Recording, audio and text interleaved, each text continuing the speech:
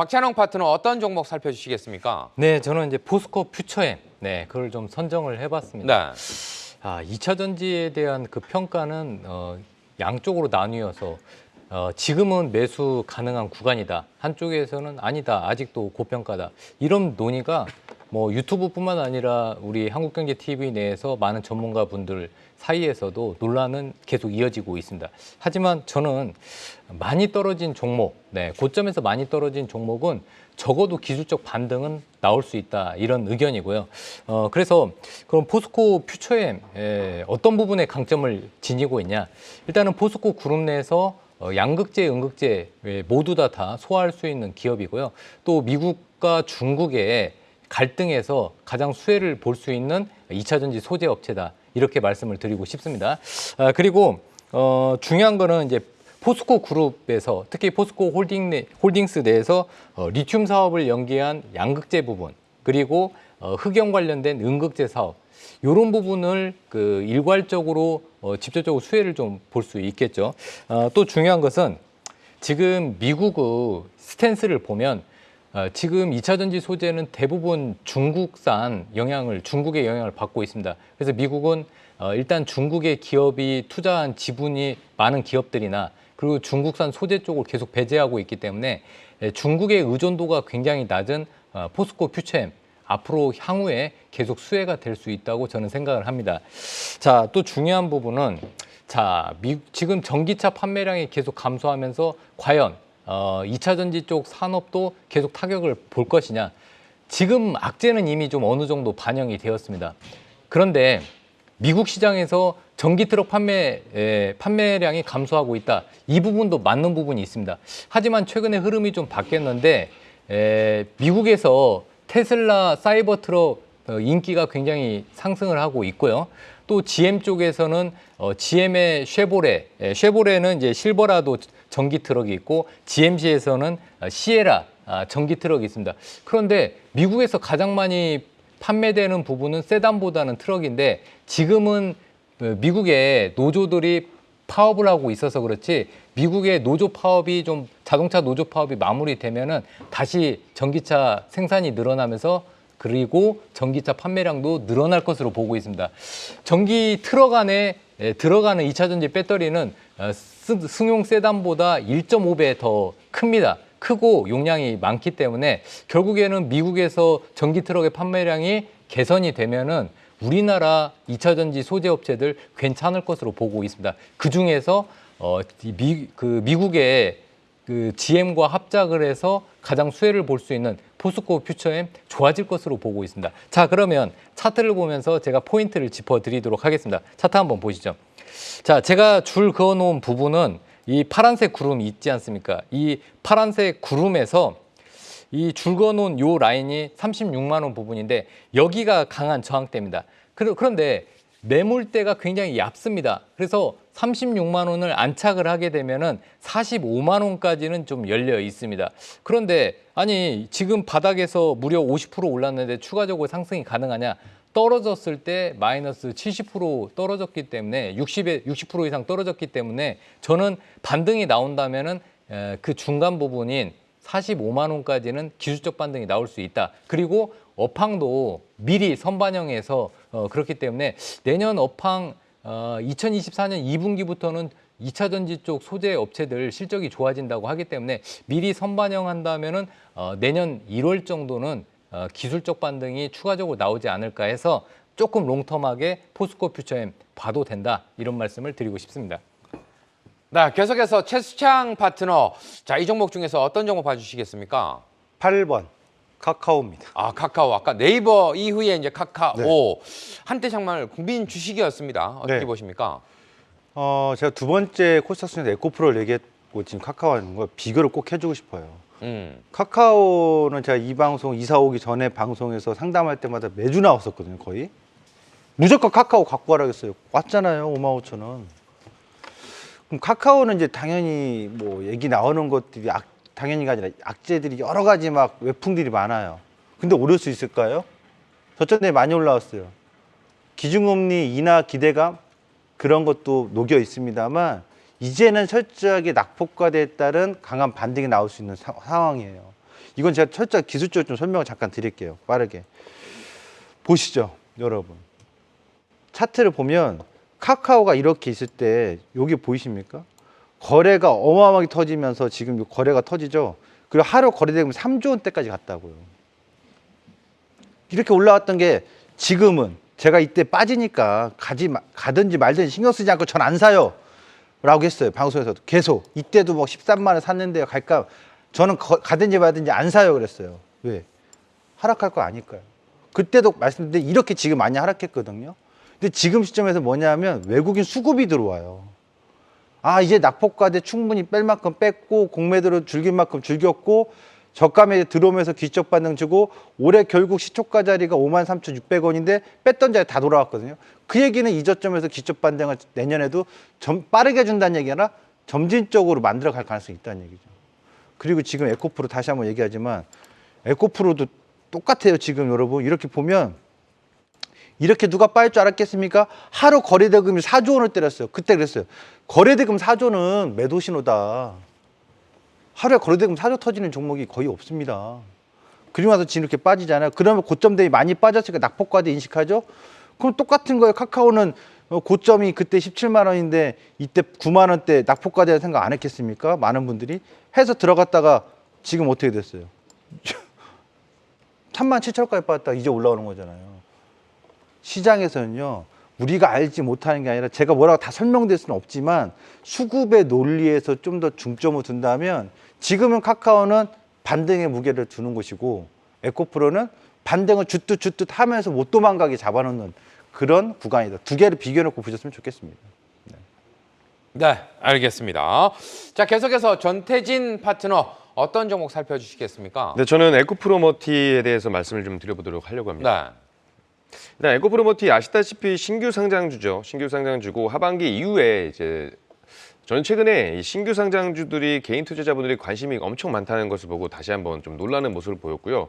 아무래도 이제 새롭게 상장한 새내기주들의 지금 주가 성적 자체가 좀 화려하다라고 보실 수가 있습니다. 아무래도 두산로보틱스도 그랬고 그리고 에코프로 머티리얼즈도 마찬가지고요. 그리고 최근에 상장했던 KNS나 LS 머티리얼즈 역시 상장 당일날 300% 폭등하면 따따블 상을 좀 보여줬고 두산로보틱스하고 에코프로 머티리얼즈도 200%, 300% 지금 올라가는 모습들을 보여주고 있습니다. 그만큼 개인 투자자들이 관심이 좀 쏟아지고 있는 신규 상장주다라고 말씀을 드려보고 있고 에코프로 머티 개별적으로 좀 호재에 대한 이야기를 좀 한다면 이 핵심 소재인 이 전구체를 생산하는 기업인데 최근에 글로벌 전기차 1위 회사인 기업과 이제 공급 계약을 추진한다라는 기사가 나왔습니다. 2024년, 2025년 계약 규모를 먼저 확정하고 있고 일단 뭐 추가분이나 이런 것들은 이제 향후 2년간 약 7천억 원 정도 수준의 전구체 물량에 대한 이야기를 했는데 추가적으로 뭐 물량들은 좀 더 늘어날 수가 있겠죠. 그런 부분은 어쨌든 아직 확실한 그 계약 규모에 대해서 나온 게 아니기 때문에 그 부분은 이제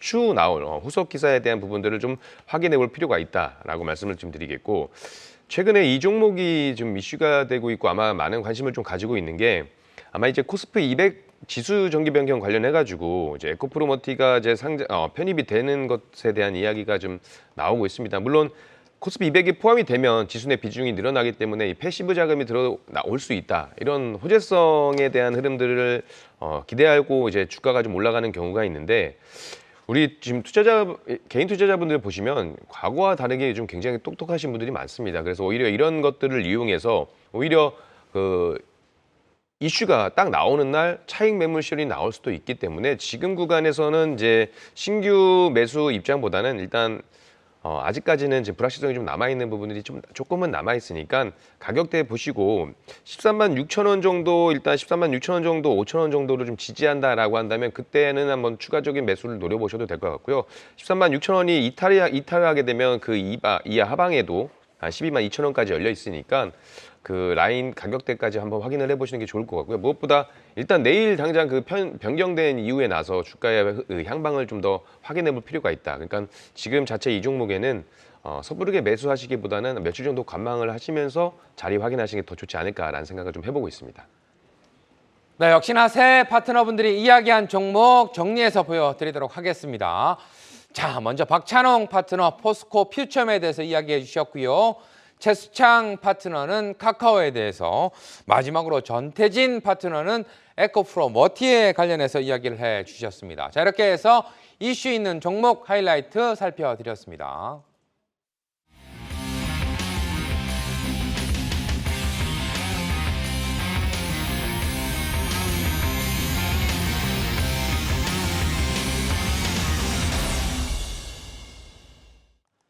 자, 지금 이 시간은 여러분과 함께 만들어가는 시간입니다. 수수께끼 종목 저희가 힌트를 드리면 채팅창에 정답을 좀 맞춰주시면 되겠는데요. 박찬홍 파트너님, 종목에 대한 힌트 부탁드리겠습니다. 뭐 원래는 BJ 얘기하려고 했는데 바로 맞추실 것 같고 그래서 이번에 트위치 한국 사업 철수에 따른 수혜주 이렇게 힌트를 뽑아봤습니다. 트위치 한국 철수. 사업 네, 철수. 맞습니다. 뭐 예전에 이 종목에 관련해서 네, 상승 흐름이 한번 나왔던 걸로 좀 기억을 하긴 하는데, 맞습니다. 최수창 파트너님 어떤 종목이 기억이 나십니까? 제가 얘기해드려야 돼요? 네. 정답 맞추라고 채팅창에 딱. 네. 네. 지금 채팅창에서도 아프리카구만이라고 지금 얘기가 나오고 있습니다. 네.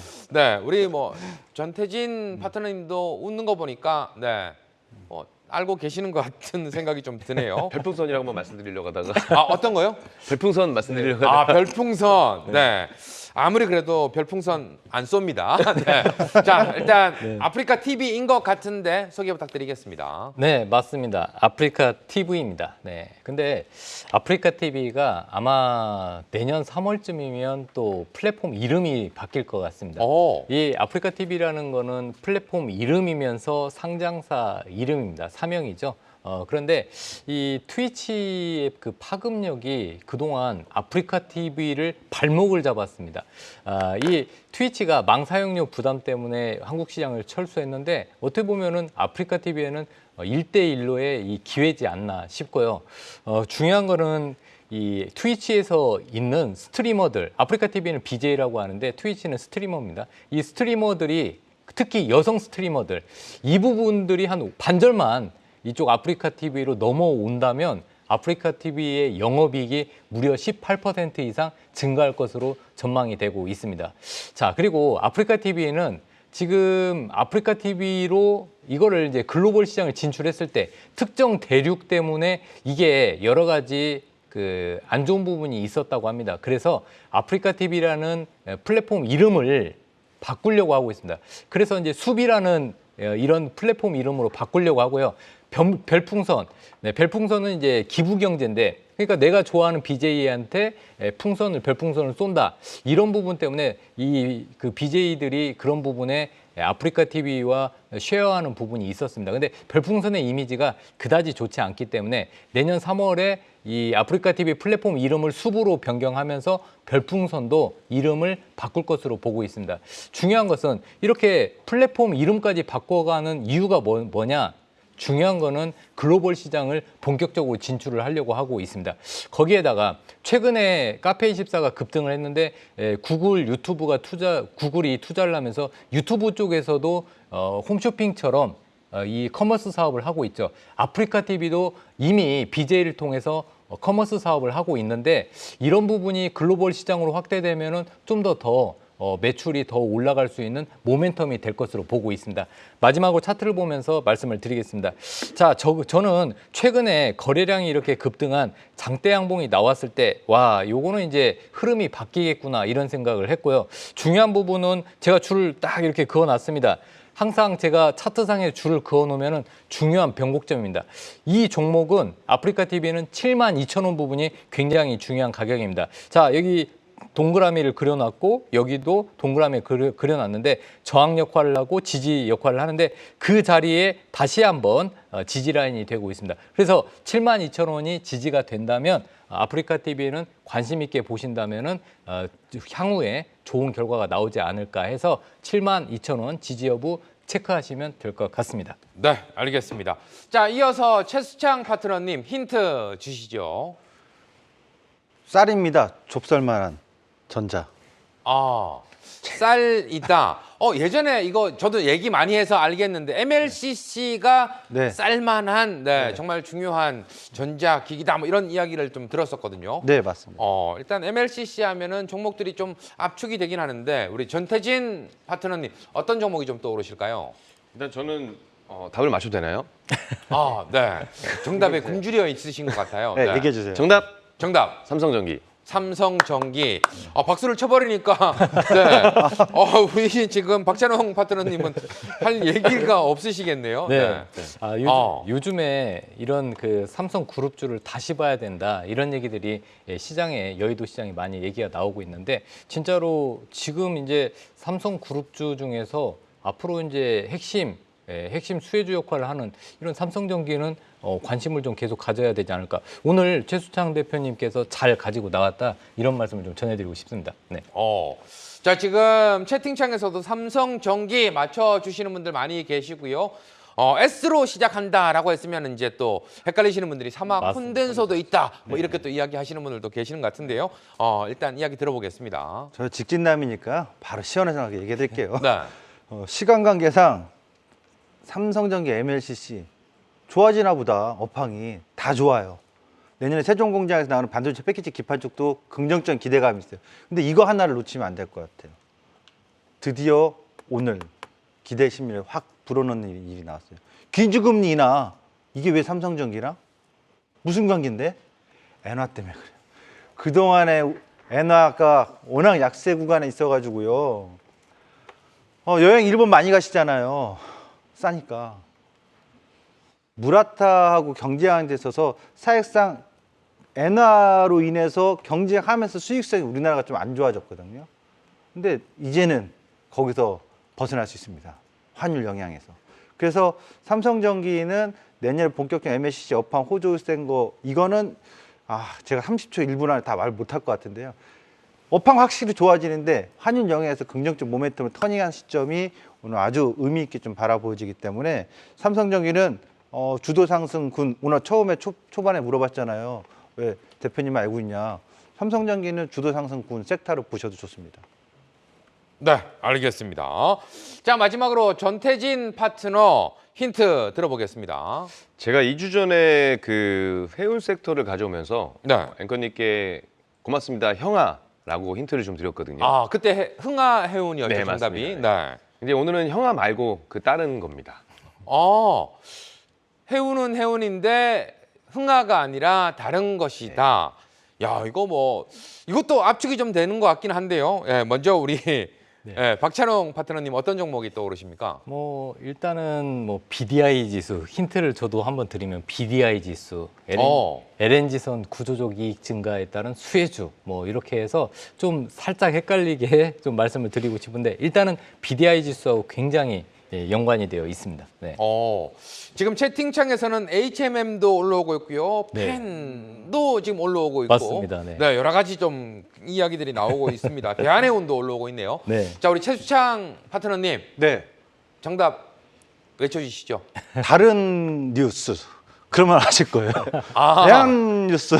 대한뉴스. 자, 그렇다면 정답은 과연 또 어떤 게 될지 역시나 흥하해운 또 올라오는 분도 계시는데 정답은 어떤 해운일까요? 네, 대한해운 가져왔습니다. 대한해운 소개 부탁드리겠습니다. 네, 일단 해운주 관련해서는 아까 말씀드린 것처럼 이 그 해상운임 관련된 상승에 따른 수혜를 가장 많이 받는 부분이고요. 좀 포인트별로 말씀을 드리자고 한다면 지난번에 흥하해운 역시 마찬가지로 BDI가 이제 상승하면서 좀 수혜를 받았다는 종목이다라고 보시면 됩니다. 그런데 대한해운은 좀 살짝 이 결이 좀 달라요. BDI가 좀 상승하게 되면은 그 수혜를 받겠지만 반대로 이제 BDI가 회복이 좀 지연되거나 이런 순간에는 해운주들이 좀 과도하게 좀 떨어질 경우가 밀릴 경우가 있는데 대한해운 같은 경우는 이 발티그님 지수 BDI하고는 약간 BDI가 안 좋을 때에는 이제 뭐라고 말씀드릴까 민감도가 좀 낮아요. 그래서 오히려 BDI가 약할 때에도 좀 부각이 되고 있는 그 해운주가 바로 대한해운주라고 보시면 됩니다. 일단 기본적으로 벌크 스팟 비중이 낮고 LNG 선에서 비중이 좀 높기 때문에 이 BDI가 안 좋을 때에도 어떤 이익 성장을 좀 기대해 볼 수 있다라고 보시면 되시고 최근에 현대글로비스하고 이 자동차 운반선 장기 대선 계약을 체결하면서 규모는 약 480억 원 규모의 계약을 체결했고요. 아무래도 양사 모두 안정적으로 선박을 운영할 수가 있는 부분들 그리고 이로 인해서 수익 창출을 하고 성장 동력을 좀 확보할 수 있을까라고 지금 생각이 되고 있고요. 차트를 잠깐만 보시면 왠지 지난 그 흥하해운이 좀 생각나실 겁니다. 그런 비슷한 류에서 지금 급등을 한번 보여주고 나서 지금 조정, 이 박스권 라인을 기다려주고 있는데 개인적으로 제가 이런 차트들을 좀 보게 되면 단기적으로 좀 수급이 나오면서 시세가 좀 나와줄 것 같다라는 그런 분석이 되어지고 보시면 아시다시피 지금 최근에 외인과 기관의 매수세도 들어오고 있는 부분들 긍정적으로 좀 볼 수 있겠다라고 해서 흥하해운 이어서 대한해운 한번 가지고 나와봤습니다.